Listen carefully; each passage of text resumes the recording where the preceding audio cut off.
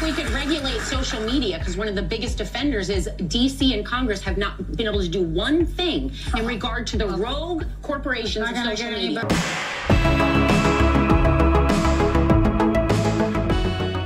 Howdy, y'all. I'm Brylan. Watch these reactions from the left, the lamestream media. They still can't handle the fact that America, a majority of America, a vast majority of America, rebuked them and said, we do not want your agenda anymore. And their response is to double down on their agenda, but also show how racist and destructive they really are. Hey, would you consider hitting the thumbs up button? You know, when you like this video, to get pushed out to more people, and it would really help spread the truth. Democrats need to be mature, and they need to be honest. And they need to say, yes, there's misogyny. But it's not just misogyny from white men. Mm-hmm. It's misogyny from Hispanic men. Right. It's misogyny from black men. Things we've all been talking about, who do not want a woman leading them. Might be race issues with Hispanics. They don't want a black woman as president of the United States. You know, the Democratic Party, I've always found, when you're sitting around talking, they love to just sort of balkanize everybody into these separate groups and say, oh, white people don't like women and black people. No, it is time for the Democrats to say, okay, and you and I have talked about this before, a lot of Hispanic voters have problems with black candidates.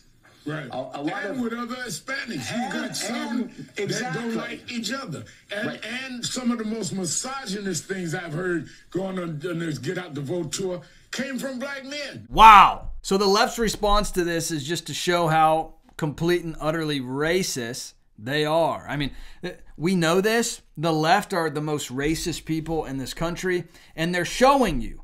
As soon as people decide quality of life matters, I'm not going to vote for someone who wants complete and utter destruction for our country and has shown that she has absolutely been destructive as vice president. All she wants to do is take life in the womb. She wants to do radical gender stuff. All of this radical agenda was rebuked, and their response is to double down on their radical agenda, but start calling, well, no, Latino people are the racist ones. Black men are misogynists. So now it's not just white people are racist and misogynist. It's Latino men and black men. Do you get it yet? All men who aren't feminized into their radical left-wing destructive agenda. This is the left showing you exactly who they are. They will turn on you in a second, in a heartbeat, and you will be destroyed. They don't care about you like they say they do. You know, they hype it up as the left cares about black people, about Hispanic people. If you're not white, we care about you. And then as soon as you do something that they disagree with, they throw you away. That is all they do. That is all they will ever do. Listen to Van Jones' race bait again. This is all the left can do. Because I'm thinking about the people who are not a part of anybody's elite who are hurting tonight. There are African-American women who know a little bit about being talked down to and know a little bit about having their economic dreams crushed, who tried to dream a big dream over the past couple of months. And tonight they're trading in a lot of hope for a lot of hurt. And they were hoping that maybe this time, one of their own could be seen as worthy. Oh, hold on, I'm sorry. Their hope was placed in absolute destruction. Their hope was being placed in someone who could only lead to death and destruction. What do you expect? Again, the left does not care about you. He's talking about black women.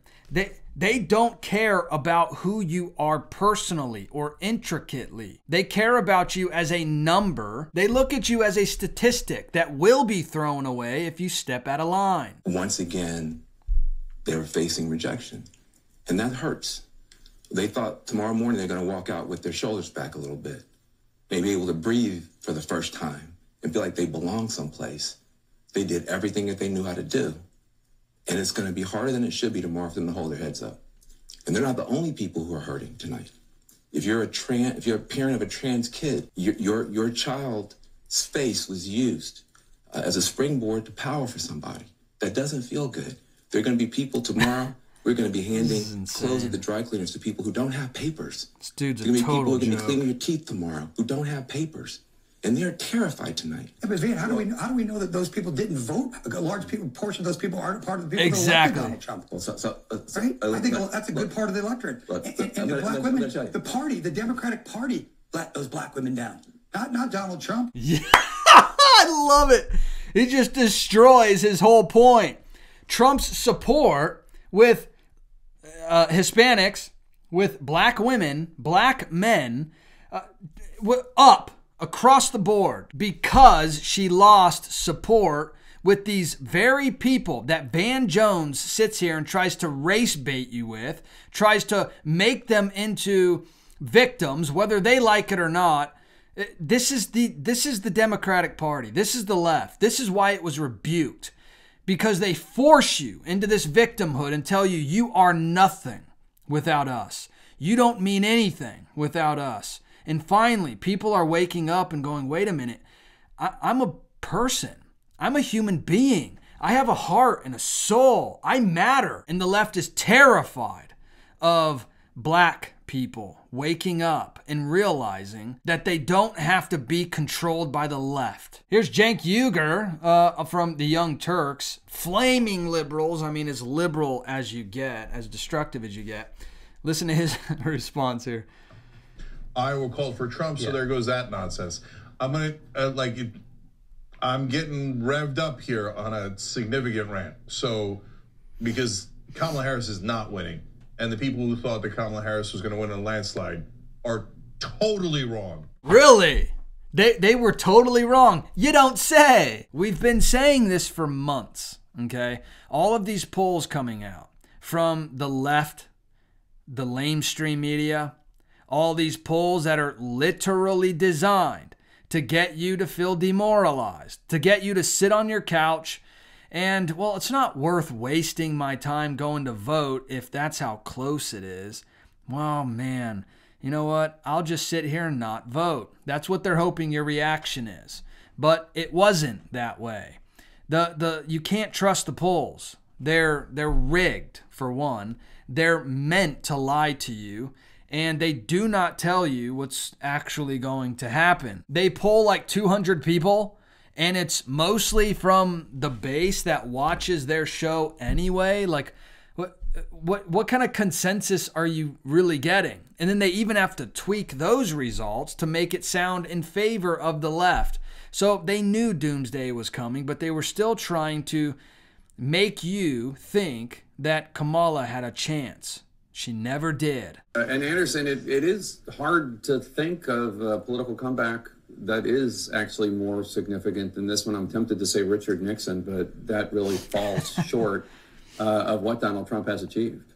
Yeah, I mean, winning not just the electoral votes, but the popular vote as well. Even CNN, Anderson Cooper, even they're having to admit the reality that what just happened. The entire country shifted to the right, to more conservative values, ideas. Why? Because the agenda they have been pushing has caused utter destruction and people are feeling it. Their everyday lives are worse because of people like this, because of the CNNs, because of the radical elites. They thought they were going to continue to get away with it, but they were held accountable. I'm surprised at the result, but I'm not surprised.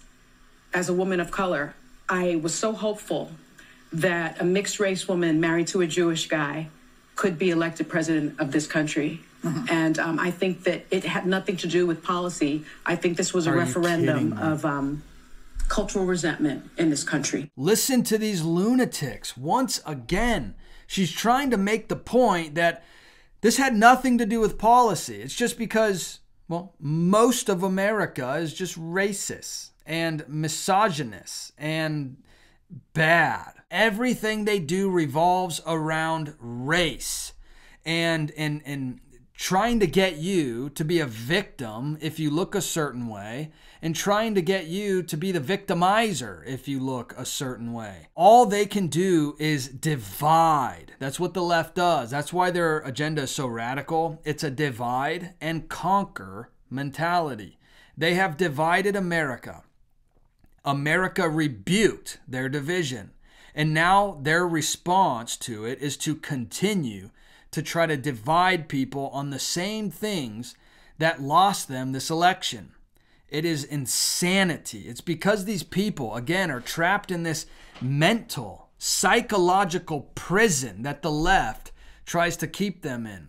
And some of them are just willingly being imprisoned by it. But hopefully enough wake up and realize that the prison door has been unlocked. You don't have to be imprisoned to this insane ideology anymore. Think critically. Well, it would help if we could regulate social media, because one of the biggest offenders is DC and Congress have not been able to do one thing in regard to the rogue corporations of social media. It's not going to get any better with Elon Musk in the administration. That's what would have helped Kamala if there was more regulation on free speech. Again, they don't get it. They just do not get it. Kamala ran on censorship, regulation, policing, social media, and she lost. No, she didn't just lose, she was dominated. But yet they still want to push this narrative that if there was just more censorship, if there was just more regulation, if you had less free speech, Kamala wouldn't have lost because you wouldn't have been able to tell the truth. This is pure insanity. These people are nuts. And this is this is the mindset that would have taken over. Never forget that. When 2028 comes around, do not forget that the radical left will continue to want to push this narrative, this mindset, these agendas. So we cannot relent. Show them that you rebuke them and you will not give in to them and be imprisoned by them anymore. Look at these encouraging Bible verses, though. This is Psalm chapter 37. Do not fret because of evildoers. Be not envious toward doers of unrighteousness, for they will wither quickly like the grass and fade like the green herb. And this is Proverbs right here. Proverbs chapter 24. Do not fret because of evildoers. Do not be jealous of the wicked. Very similar speech here. For there will be no future for the evil one. The lamp of the wicked will go out. And then Proverbs chapter 23. Listen to this. Do not let your heart be jealous of sinners, but be zealous in the fear of Yahweh always. Surely there is a future, and your hope will not be cut off. One last verse. This is Romans chapter 5. Look at verse 5 here. And hope does not put to shame, because the love of God has been poured out within our hearts through the Holy Spirit who was given to us. You know, when you give your life to Jesus Christ, you receive the Holy Spirit. And through the Holy Spirit, the love of God can be poured out into our lives and our hearts, and we can be led by true love. So find true hope, true peace, and give your life to Jesus Christ. But hey, let me know your thoughts about all this in the comment section. I would love to hear from you. And if you wouldn't mind hitting that subscribe button, join this community. I would love to hear from you on a regular basis. And please hit that thumbs up button. You know when you like this video to get pushed out to more people, and it would really help spread the truth. All right, I'll see you in the next video. Bye.